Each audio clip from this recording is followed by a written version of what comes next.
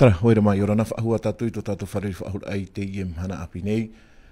Roto i te menei ti unei wo i te whare oire, i mua atu ai tō tātou monotāmana o i kati pushon. I roto ho i te tei tumprau fofa arheiro tā tātou atua e wiwi ana i te menei. Ora na Hiti FM. Te menei te tei whaanhor i whaanhohia mai nei te oire i te mataiti mai iri anei, me reto atu mai tō tātou tāmana i Aroni, tuma ai, e te paturu papu atu ahia nei te rira whaanhor e tō tātou tāmana i te mhana i Lisson, o i hoi te parau no te pā o te taere, hau atua te parau no te ori, nehe o hea papu mai te rira. Maruru te i anir a tā oe, o ia mauhoa, te i whaanhor ahura mai, a pe mai, a ori mai, nā tō tātou hoa ia tāwana roni tumaha i haamau me te i whanhor paturu papu me te i tō tātou tāwana Lisson, Simplicio. Te apora uiri toa, no te i whanhor I te i mhana, te pitira o te i tēmi, te haamau ahia te i whanhor mea fluf arua no tō tātou mu pra utua whariri iri, te mutamari i hoara ai te rato nenhe e hare roto hu te teimo wharehapi no te pē ori, te raia. Wa whaanhome te whare oire i te i whaanhor no tō tātou hoa mutamari i te riri, no arto te arua riri. Te aura, te i pē utumaroma, tapunama, oen atua, te mau harua nenhe ratu hara mai. Oia nei, te mau tamari no te pēhoaia no utumoro, no taapuna, no punawei nui, punawei plan, te veitu ara te te mau arua, o te mau roto te mau pra utua whareri iri. I te imhana, te i pitira o te matahiti, ua riro mei te matete i te whari uparau, tamato e haamaruru mei te i roto ta te whaanhor wa tapurahia ho whai tō tamari tini at whai tō eiwa ahuru mao no tamari roto te e mo aruari i te imhana wa mea no hia hitu ahuru tamari te weiwa ahaura ia te teimo para no te e mo tamari ati anu atu te whai tō reiru atu ta te whare uparau whaari o ia hai tini at whai tō hanere piti ahuru tamari te vei ahaura te mau pareira te titau nei mātou, te apura uire, i haramai, te mupra utua whare, me te peu a au tēto oto, te mu tamari hin arore haramai ori. Haramai, tap o te ua, i te wharehapi no manotei, i riap i te whaanora tupu mai whaanohia i te wharehapi manotei, te veira to rauti, ti e mea oto no te tāpora a te ua o ta oto mo tamari. Hia te mei rawahi ai te i mo hapi hoe ane, piti ane te mei te hopetama? Oia, i te hoe hopetama, te veira piti te mei, te hapi o ia te mahana toru, te mahana pē, mei te hora hoe te awha, te arua tu te hora pē te awha. Tēnei, te weatu ara te tau i te mometua i awha i mei rato i ta rato mo tamari, o iei ofo rato i te tei tua amoni me te rerane. Oia nei, ia i te mei tato, te hapi ira mea tamuni, ua whaoti te apora uire, amo, te amau ara. Te amau ara i te pē o te ori, te hapi ira i te ori. Te rara, wani te apora uire, ho e tua i te nei roa no te mau utua whare o ia hau, torutau tini wharani, 3,000 francs, torutau tini wharani no te mataiti ta atoa. Ere moni rei, me te peura me whiwhi rei to te mupra utua whare, nene o rato hare me whawha i ta mātou pū, tau aparau, i ta mātou pū to tiare, i pi eho ia Isabel, o reo Verushka, o reo Marianne. Te rā. Tēnei, mei tā ohe whaiti o rei te pū, te i mo hapi i te wharehapi manotei, mei te rei ahora tā ohe whaata ahora. Tēnei, e hea mo te wha i mua nei, e hea te wha no te i mo tamari. Te whaamata mua no te whaana teho tātātou mo tamari, whaoa tātātou mo tamari, i hapi rātou tātātou mo peu tupuna, te tātātou hiru atumu no te mea mea parparur I tātou I te ria pē, iehi on ahi atu o vera mā te harmere hap I te ori. Ia, ie tātou nā ria hap I tā tātou mō tamar I nā mua, tā tātou mō peu hiru atu mu, tā tātou mō peu tumu.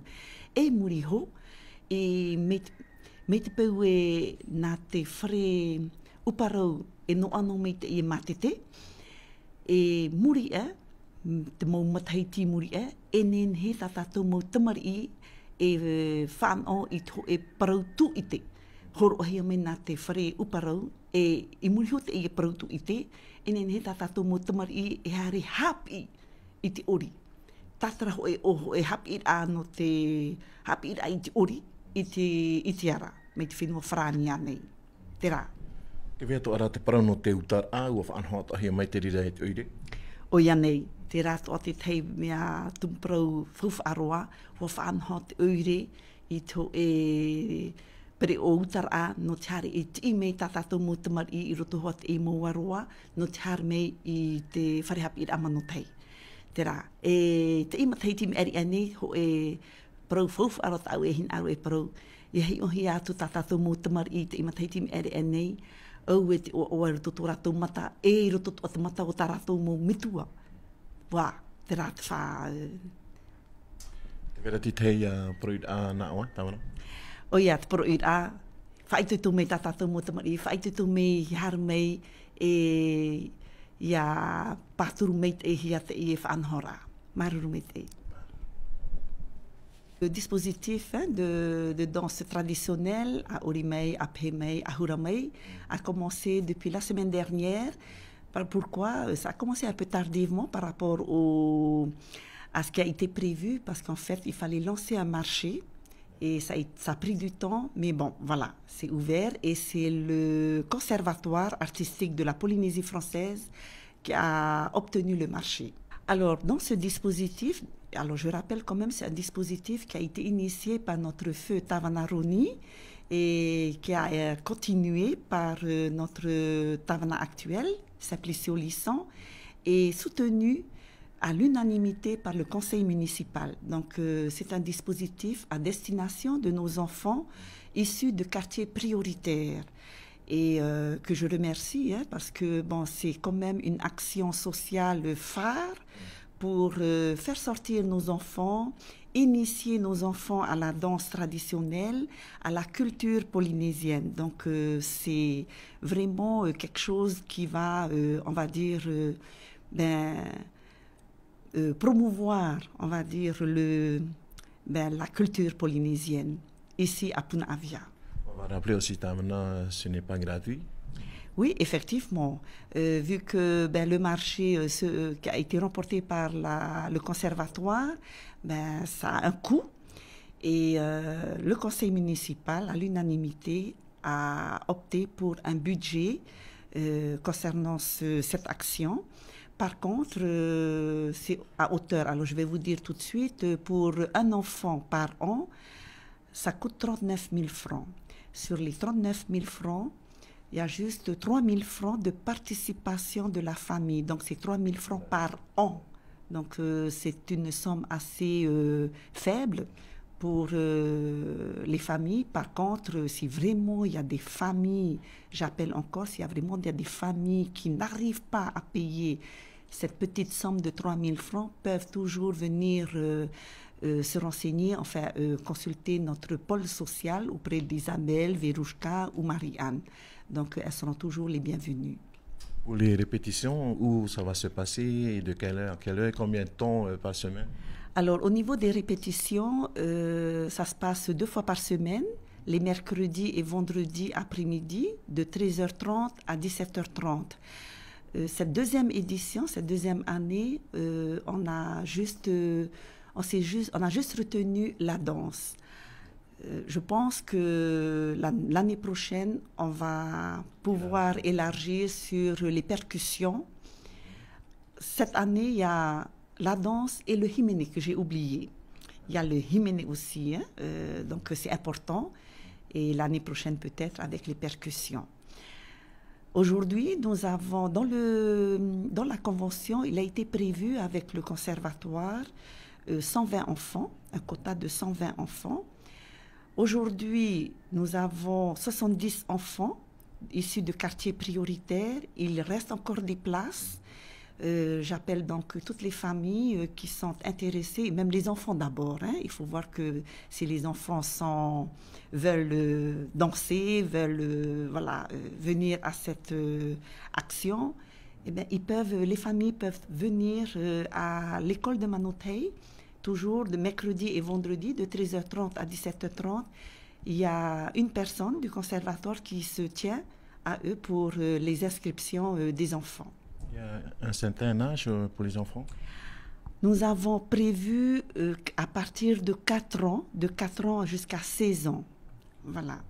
Et il est prévu également, c'est pas que pour les enfants de familles nécessiteuses, il y a aussi des enfants pour des familles qui peuvent payer.